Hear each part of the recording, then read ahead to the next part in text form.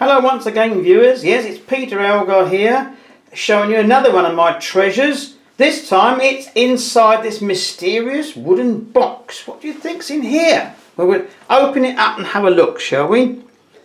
Massive great big clips. What's this lot? It's the famous Russian made MTO 500 f8 500mm mirror lens that I bought for £69 long time ago from a company called Brock's in London. A mirror lens, massive great big thing you think, yes, but one of the advantages of a mirror lens is not as long as a conventional 500mm telephoto would be, or long focus. That'd be massive. The mirror lens, as its name suggests, has some mirrors in it, and you can see the reflections here. In the centre there's a very small mirror underneath the gathering glass here, and that reflects light back onto another surface inside. Then it's beamed through this hole at the back onto your film, and by sort of contracting the light going bounce from inside, it can make the lens much shorter and easier to handle, but it's still, as the Russians would say, built like a tank, Russian tank. Here we have all the names on it, and made in USSR. It's got a little lens hood here which is a bit squeaky. Oh, unscrew the lens hood. Got loads of threads on it. Then you can see the small mirror easily, and behind it is a larger mirror and does all the optics and refracts the lens. Now it comes with some free filters. There's a set here. You've got a medium yellow, you've got a dense yellow, all in a nice little slotted box here. A light red, I've used that, and the one I've never used is a neutral density filter.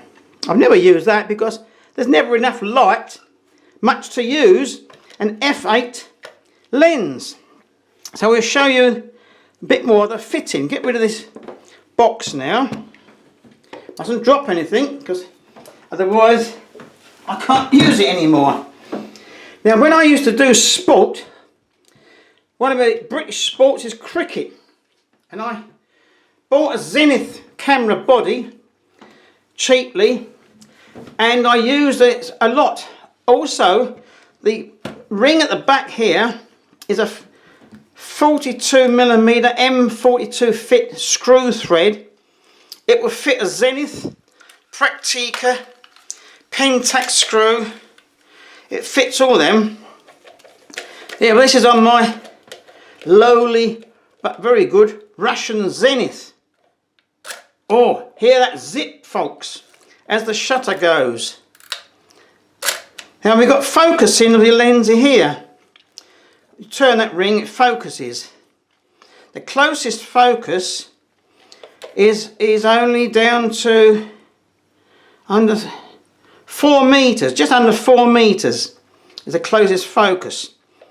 But it does focus down very well, and it goes past infinity. Now you think, why does it go past infinity?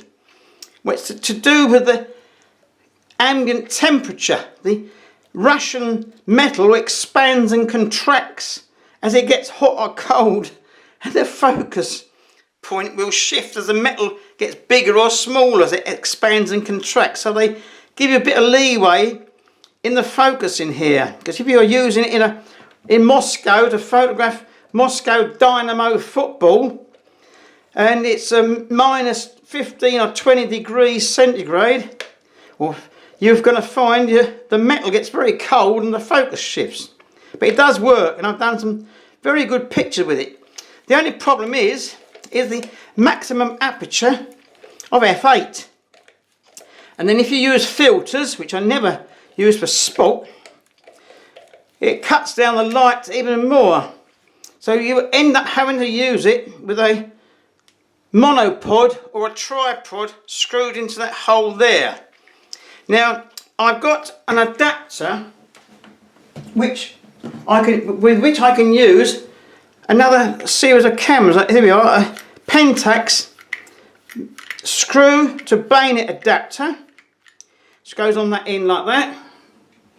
We can stick it on one of my bayonet Pentaxes that I showed on an earlier video. It has a red dot to red dot. There we are. Now that is now on a bayonet fitting Pentax. And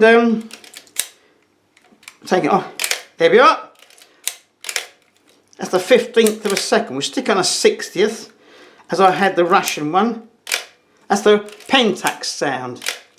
That's now bayoneted on to the bayonet Pentax. You can also get a Canon P adapter, which will enable you to use the screw thread on a Canon FD. Now, one of the advantages or disadvantages, if you want bokeh, which the Japanese are very keen on bokeh, whatever that is, you can get these so-called donut rings. And I've done a print here of one of my Flickr pictures that's showing that is car lights in my road out of focus. That shows the donut rings, which is a feature of mirror lenses. Now there's another one taken with it. Some people a long way off up the hill in my road walking with some nice light on. I'm testing it out. That was on a Zenith. Don't cheat, I used it on my Zenith with out of date film that I processed myself. And here's some gulls on our pond in our town of Brentwood in Essex. Now at the moment I've been over there and it's started to freeze over. Winter has arrived, folks, in Essex at long last. Now it's January, but we've been lucky and I could get out with all my lovely treasures. So I hope you enjoyed seeing this magnificent beast, the Russian MTO 500 mirror lens. Thanks for watching, folks.